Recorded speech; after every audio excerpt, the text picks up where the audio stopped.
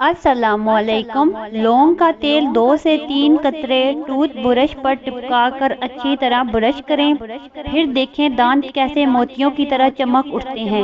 ہفتے میں ایک بار ہی کر لیں تو کافی ہے۔ یہ کرنے کے بعد آپ کو کسی اور ٹوٹکے کی ضرورت نہیں پڑے گی۔ نظر تیز کرنے کے لیے 15 بادام، 2 چائے کے چمچ سونف، 3 کالی مرچوں کو نہار منہ ایک گلاس دودھ کے ساتھ چبا کر کھا لیں۔ انگور کھانے سے پھیپھڑوں کو طاقت ملتی ہے، زکام کھانسی دور ہوتی ہے، بلغم باہر نکلتا ہے۔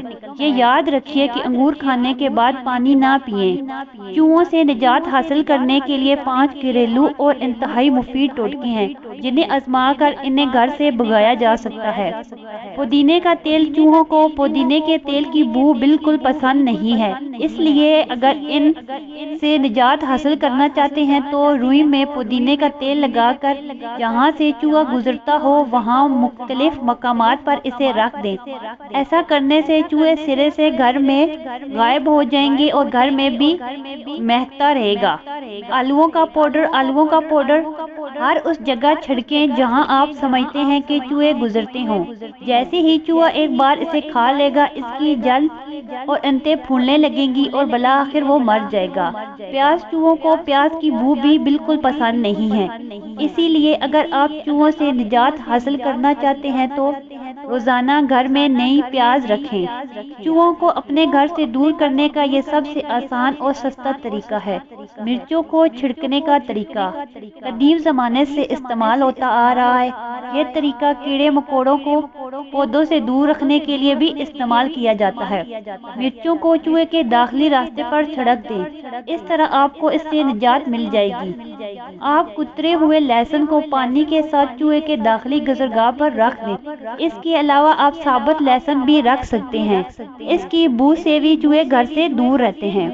کچن کے برتنوں کو زنگ سے بچانے کے لیے ان پر ایسا گھی یا چکنائی مل کر رکھیں جس میں نمک بالکل نہ ہو۔ برتن یا سانچوں کو زنگ سے بچانے کے لیے بغیر نمک والا گھی یا چکنائی مل کر رکھ دیں۔ نمک والی چکنائی لگانے سے زنگ کا خطرہ بڑھ جاتا ہے۔ برتنوں یا سانچوں پر زنگ کے داغ لگ جانے کی صورت میں داغ والے حصے کو آدھا کٹے ٹماٹر سے رگڑیے اور کچھ دیر پڑا رہنے کے بعد صاف پانی سے دھو لیں، زنگ ختم ہو جائے گا۔ اگر دروازوں کے قبضوں پر زنگ کے داغ لگ جائیں تو ان پر نمک ملا مٹی کا تیل لگا کر رگڑیں اور کچھ دیر بعد کپڑے سے پونچھ کر صاف کر دیں۔ کپڑوں پر روشنائی کا داغ لگ جانے کی صورت میں ابلے ہوئے چاول رگڑنے سے داغ بآسانی دور ہو جاتا ہے۔ سیاہی کے داغ پر نمک لگا کر رگڑیے، داغ دور ہو جائے گا۔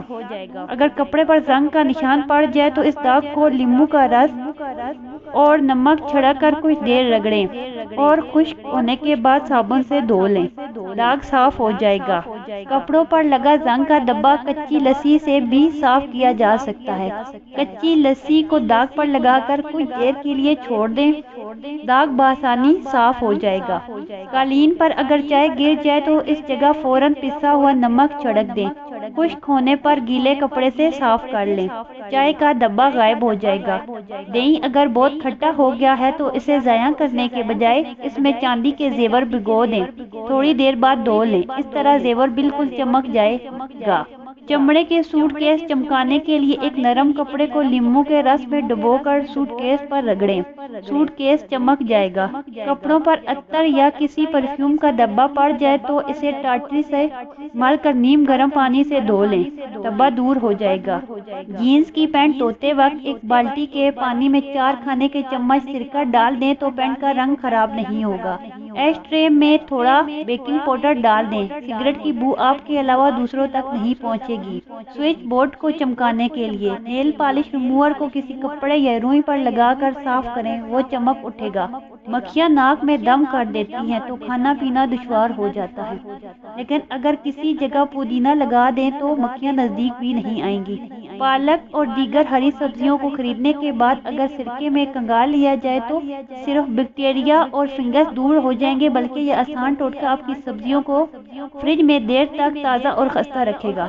ٹماٹر کو دیگر سبزیوں سے دور رکھیں تاکہ وہ گل کر خراب نہ ہو جائے۔ بہتر ہے کہ انہیں پہلے روم ٹمپریچر پر رکھیں جب تک وہ پوری طرح پک نہ جائے، پھر فریج میں رکھ